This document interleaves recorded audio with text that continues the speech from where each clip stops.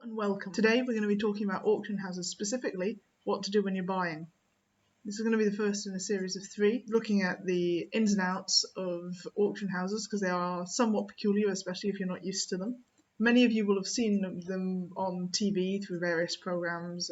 Storage Wars is a form of auctions. If you're in the UK, Bargain Hunt. We're going to be concentrating on antiques auctions, but bear in mind there are lots of different types that don't actually necessarily relate to antiques. For instance, there are car auctions, property auctions, whiskey and alcohol auctions, so on and so forth.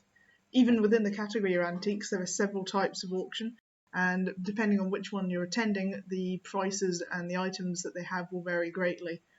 So to start off with, there are the general sales, which are really, in a way, the sorts of sales that you think of when you think of auctions.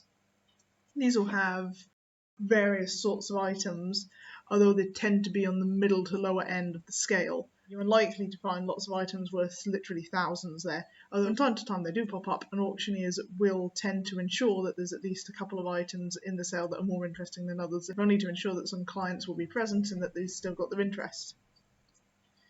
Then there's fine art sales, and these are really the ones you think of when you think of Bonhams, Christie's, Sotheby's, all that.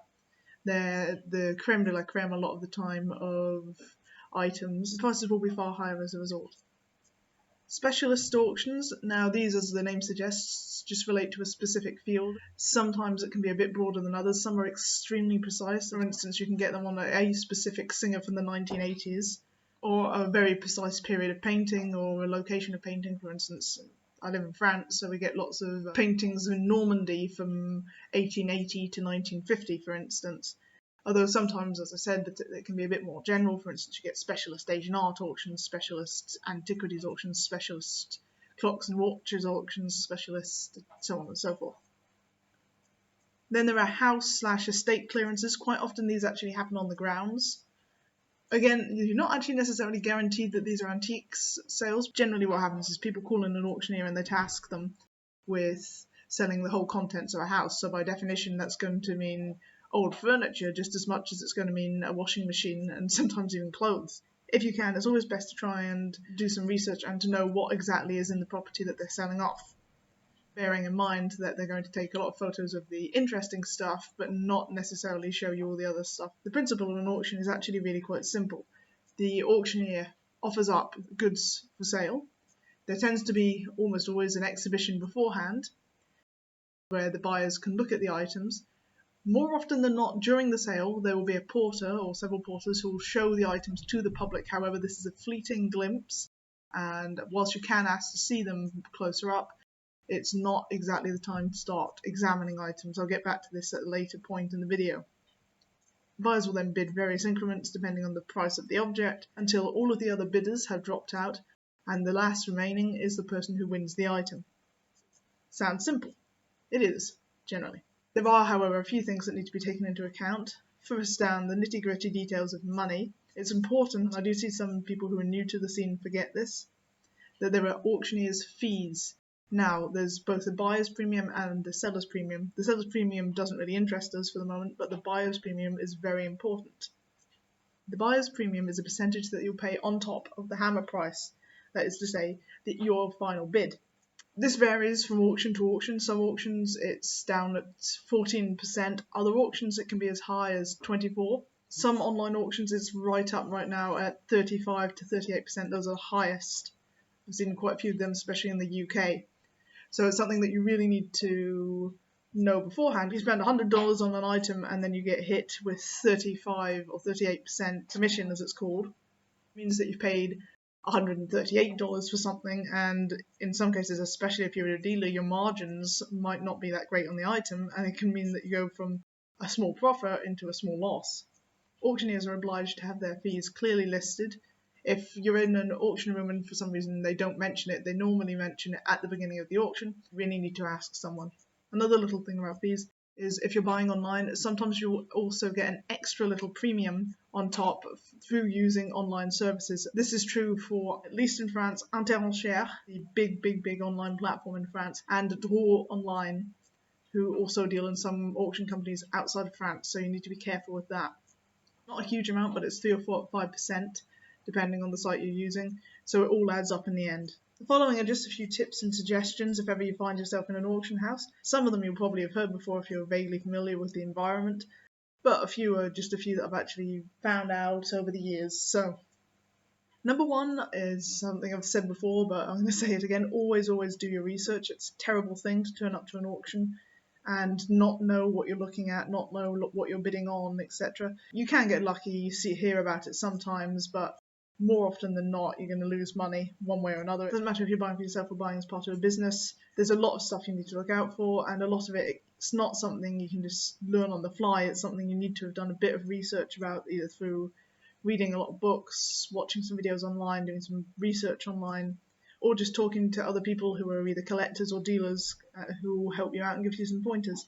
Something you do need to watch out for, there's a myth that a lot of auctioneers are out to con or to dupe you into buying full stuff. That really isn't true. There are a few you need to be careful of, but generally it's safe to say that they're honest. One way though to check is just to open up Google, tap in the name of the auction house that you're thinking of buying from, and seeing what the reviews say. Also talk around, because some things won't be written in reviews but are sort of known, because some auctioneers say they're a bit off the wall a little bit, and that's something you need to look out for. A simple way to help fight against bidding against the wall to a degree is if you stand at the back. You'll see a lot of veterans, so to speak, will stand at the back. That's so that they can see who they're bidding against quite plainly, and that their auctioneer can't bid against somebody who's apparently standing behind them but isn't actually there.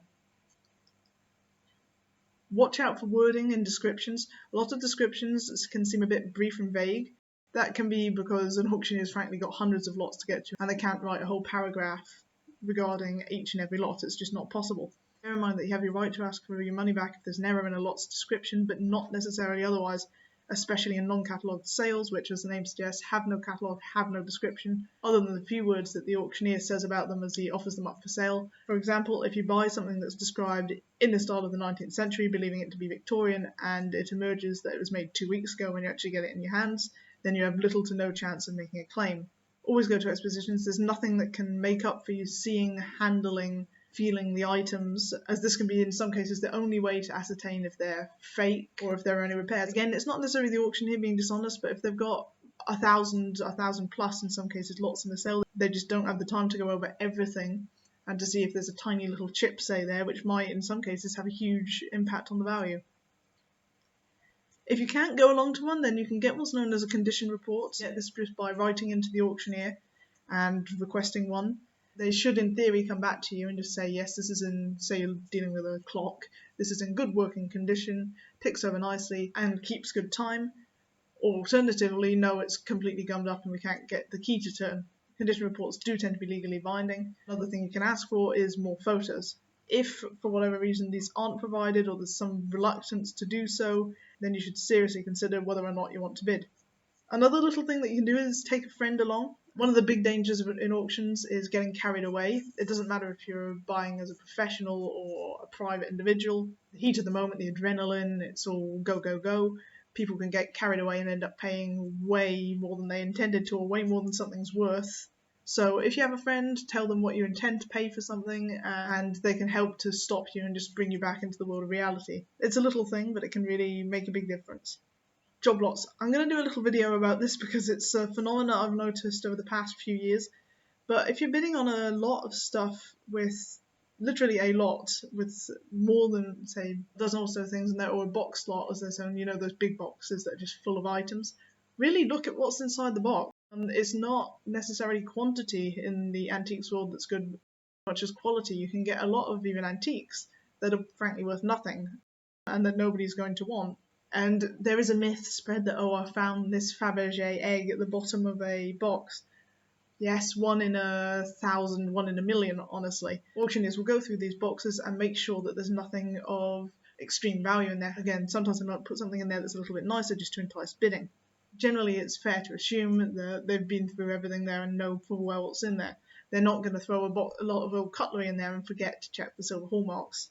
Now, I'm already sure that I'm going to get a lot of comments saying, oh yes, but I once found. Again, there are exceptions to the rule. Do not assume that auctioneers are idiots. I don't know why people do this, but they do a lot of the time. Auctioneers have been in the trade for, in some cases, decades, so they know what they're doing. If they have any doubts about something, they'll more often than not call in an expert. It's quite foolhardy to assume that you will have spotted something that they won't have. For instance, the big one I see is Chinese art. People paying a fortune for a Chinese vase. If the auctioneer thought that was real, they know what these things are worth, more or less. They will have taken it to an expert to have it looked at, and the expert will have told them frankly that it was a fake, and that's what it's doing in a general sale in a box. So don't take the auctioneers for fools. I have seen some auctioneers play a bit on this. For instance, there's one guy that I know who'll quite often sell off a big lot of plate, silver plate, and he'll say, did you have time to go through the whole box and make sure there wasn't any hallmarks in there, hallmarks i.e. silver? And his colleague will say, oh no, no, no. And the guy will jokingly have a go at him for a couple of seconds, just saying, oh, why am I paying you, etc., etc., etc. Now, why does he do that? Because in the buyer's heads, they think, this guy's lazy, he hasn't gone through the bag, he doesn't know what's in there, so there could be some silver. Again, they're not that stupid, they know full well what's in there. A good way to approach lots and items is to assume the worst, actually. Assume that if the descriptions are vague, that there's some damage, if they're not being very committal on something, that it's probably a fake. It's always best, frankly, to pay less for something or to drop out of bidding than it is to go up and up and up and to end up with a black hole in terms of money and investment. Those are just a few of the things that are involved with buying from an auction.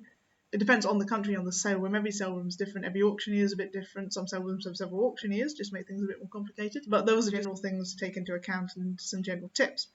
The next video will be on selling through auctioneers. I hope to get that out in the coming days. Thank you for watching, and as always, if you have some questions or something that you'd like clarified, feel free to drop a comment or send me a message. I'll answer as soon as I can. Thank you for watching and have a nice day.